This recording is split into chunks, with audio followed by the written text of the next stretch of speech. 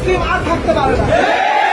এই প্রশাসনকে বের হয়ে আসতে হবে, মিডিয়াকে বের হয়ে আসতে হবে, সরকারকে বের হয়ে আসতে হবে, স্কুল কলেজ শিক্ষা প্রতিষ্ঠানকে বের হয়ে আসতে হবে।